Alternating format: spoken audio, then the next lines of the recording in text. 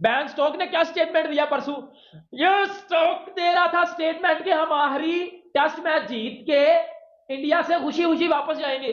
उधर ये पाकिस्तान नहीं है, ये इंडिया है। उन्होंने आज आपका पकड़ के लग रहा था, पहले मैं एक्सपेक्ट कर रहा था कि इंडिया थोड़ा सा रिलैक्स होगा, इंग्लैंड का रिलैक्स होगा, ये मैं सोच रहा था, लेकिन उन्होंने बंदर बना के रख दिया इंग्लैंड। ना 3 में रहा, ना 13 में रहा, ना बैस बॉल में रहा, ना डिफेंसिव बॉल में रहा। मतलब एक ही बात मैं सिर्फ कहूंगा कि बिहेवियर ऑस्ट्रेलिया, जो रूट जोनी बेस्टो बेन स्टोक्स सारे के सारे फारिग होके रह गए इंडिया के अंदर। इन सबकी जो बेसबॉल है ना, उसको मधोल के यूं मसल के ना इंडिया ने फेंक दिया है साफ सी। वेलकम बैक दोस्तों 5वें टेस्ट के पहले दिन ही भारतीय टीम ने अंग्रेजों का घंटा बजा दिया है। बेन स्टोक्स जो बड़ी बड़ी बातें कर रहा था, अब वो भी सोच रहा है कि ये क्या हो रहा है हमारे साथ। पहले बुमराह ने परेशान किया और फिर कुलदीप और अश्विन ने जिस तरह से इंग्लैंड का सुपड़ा साफ किया, उससे इंग्लैंड हैरान और परेशान है। पहले दिन के इंतकाम पर पाकिस्तान मीडिया ने कैसे मजे लिए, दोस्तों आइए देखते हैं रिएक्शन। में भी नहीं चल सके, बेसबॉल की रट लगी हुई है भाई। कम से कम बेसबॉल खेल के तो दिखा दो। बेन डकेट बयान दे जा रहा है भी, जैसवाल हमसे सीख रहा है भाई, उसने सीख लिया, कुछ तू भी कर ले। देखिए आज जिस तरह से बेन स्टोक्स की स्पेशली बात करूंगा, एशेज में बड़ा बढ़ के खेलता है, ठीक है, क्योंकि वो उनके होम ग्राउंड होते हैं। बैट्समैन का तब पता चलता है जब वो टफ कंडीशन में आगे परफॉर्म करे। टफ कंडीशन में परफॉर्म नहीं हो रहा, वो क्रॉली हर मैच में बेचारा 50 60 55 60 कर जाता है। उसके अलावा कोई बैट्समैन विकेट पे टिक के राजी नहीं है, आज भी वही हुआ। इन्होंने स्टार्ट तो बड़ा अच्छा किया था, इंग्लैंड ने बहुत अच्छा स्टार्ट किया था, लेकिन फिर आया कुलदीप यादव, पकड़ के उसने बजा दिया इंग्लैंड की, पकड़ के उसने इंग्लैंड की घुसा दिया। बैस बॉल का ऑफिशियली घंटा बजा दिया पकड़ के, जब कुलदीप यादव, रविचंद्रन अश्विन और जो वो रविंद्र जडेजा ने पकड़ के इनको बजा दिया पकड़ के।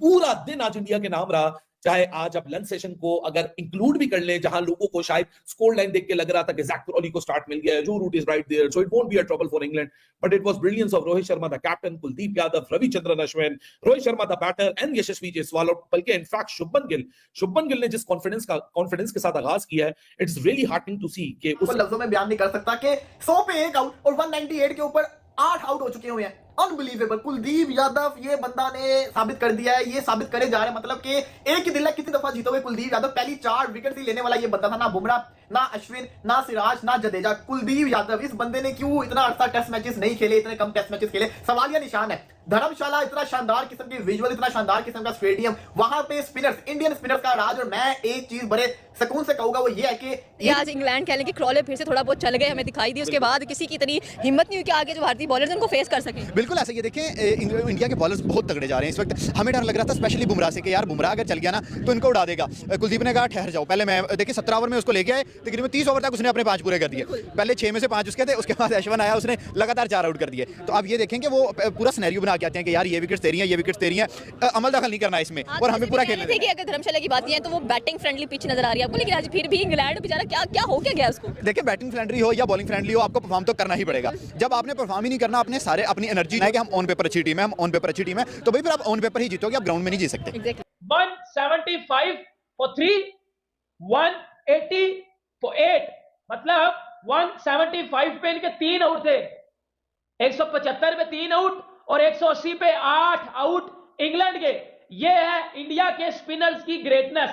एक ऐसे ट्रैक के ऊपर, एक ऐसी फ्लैट ट्रैक के ऊपर बजा दिया पकड़ के, घसा दिया, डंडा दे दिया पकड़ के। किधर गया मेरा डंडा? डंडा डंडा डंडा बेटा, ये 1.5 फुट का डंडा ना, ये 1.5 फुट का डंडा, पूरा 1.5 फुट का पकड़ के बहन के स्टोक के अंदर दे दिया ना। बहन के स्टोक आ जरा। इंग्लैंड जिस तरह मॉरली डैमेज हुआ है, यहाँ तो वो हो रही थी ना कि स्कोर लाइन पे विक्ट्री नहीं मिल रही, तो मॉरल विक्ट्री जरूर मिल रही है, लेकिन मॉरल विक्ट्री की भी क्या, आप क्या खेत में मॉरल विक्ट्री के खजूर उगाओगे उससे? क्योंकि मॉरल विक्ट्री शिक्ट्री कुछ नहीं होती है। मॉरल विक्ट्री स्कोर लाइन की टेस्ट सीरीज की आपकी स्कोर लाइन के ऊपर रिफ्लेक्ट नहीं कर रही है। रिफ्लेक्ट ये कर रहा है कि इंडिया 3-1 से सीरीज में लीड अप है। 5th टेस्ट मैच का पहले दिन का आगाज हुआ, इंग्लैंड ने पहले सेशन में बड़े खूबसूरती से सर्वाइव किया। ऑल्दो मैं समझता हूं कि अपना जसप्रीत बुमराह की 2 डिलीवरीज थी, बेन डकेट और जैक क्रॉली को, जो कि मैं अभी तक समझने से कासिर हूं पूरा दिन गुजरने के बाद कि वो उसमें विकेट क्यों नहीं निकली। यार व्हाट दोस डिलीवरीज वर। शुरू में बॉल स्विंग हुआ, शुरू में बॉल सीम हुआ, पुराने बॉल के साथ बॉल टर्न हुआ, और क्या खूबसूरत पैसेज ऑफ टेस्ट क्रिकेट थी आज।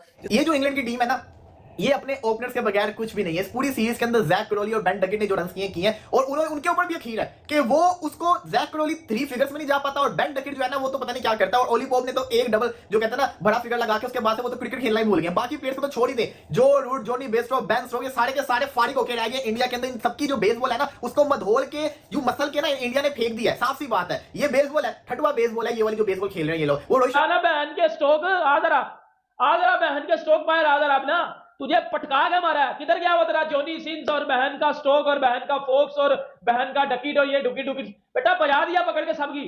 अकेले जैक क्रोली को छोड़ के आप में से किसी ने रन भी नहीं किए, आपका पता भी नहीं आपने करना क्या है।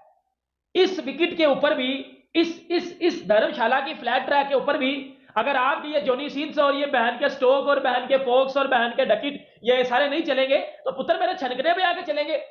बहन स्टोक ने क्या स्टेटमेंट दिया परसों, ये स्टोक दे रहा था स्टेटमेंट कि हम आखिरी टेस्ट मैच जीत के इंडिया से खुशी खुशी वापस जाएंगे। पुत्र ये पाकिस्तान नहीं है, ये इंडिया है। उन्होंने आज आपका पकड़ के बजा दिया, छक्के छुड़ा दिए हैं, हमेशा ही छुड़ाए हैं, लेकिन आज कुछ ज्यादा कर दिया। आज फिर क्रॉले के अलावा किसी को चलने नहीं दिया। जी बिल्कुल ऐसी है। देखिए अगर बात की जाए बॉलर्स की बात तो बाद में करेंगे, सबसे मेन बात आती है स्पिन बॉलर्स ने आके देखे क्या हाल करके रख दिया इंग्लैंड की टीम का, जो बड़े सूरमा माने जाते थे अपने दौर के, पायनियर ऑफ क्रिकेट भी और वैसे भी बेसबॉल क्रिकेट खेलते थे वो, तो इंडियन स्पिनर्स ने आके उनका इतना बुरा हाल करके रख दिया। देखिए अभी तो फास्ट बॉलर्स की बारी नहीं आई, अगर फास्ट बॉलर भी अपना जलवा दिखाना शुरू हो जाते फिर पता नहीं क्या हाल होना था इनका। एग्जैक्टली रोहित शर्मा की बात करें, उन्होंने कहा कि इंग्लैंड इतना ही कह रहा है कि जो जयसवाल है वो हमें देकर खेलना शुरू हुआ है फास्ट, उनका भी आपने अभी ऋषभ पंत को खेलते हुए नहीं देखा। जी बिल्कुल ऐसी है। देखिए इन्होंने कहा हमें देख के खेलना शुरू किया, अभी ऋषभ पंत पीछे बैठे हुए हैं, जिनके रहाने पीछे बैठे हुए हैं, अभी बड़े बड़े बैट्समैन इंग्लैंड के टेस्ट के पीछे बैठे हुए हैं। अभी तो ये डेब्यूटेंट लेके आ रहे हैं जो इतना परफॉर्म करके जा रहे हैं, नए बच्चे लेके आ रहे हैं, अभी एक्सपीरियंस प्लेयर लेके आए, फिर तो इंग्लैंड का पता नहीं क्या हाल हो जाना। और मुझे नहीं लगता, मुझे लग रहा था पहले मैं एक्सपेक्ट कर रहा था कि इंडिया थोड़ा सा रिलैक्स होगा, इंग्लैंड का रिलैक्स होगा ये मैं सोच रहा था, लेकिन उन्होंने बंदर बना के रख दिया इंग्लैंड को। वही मुझे समझ नहीं आया कि इतना डरने की, इतनी घबराने की, इतने परेशान होने की जरूरत क्या थी, स्पेशली जब आपको फाउंडेशन मिल गई थी। इंग्लैंड ने फिर एक दफा एक फेज को जीतने के बाद, एक फेज पे लीड करने के बाद वहां से जिस तरह वो कोलैप्स हुआ, it is just looking like England ना 3 में रहा, ना 13 में रहा, ना बैस बॉल में रहा, ना डिफेंसिव बॉल में रहा।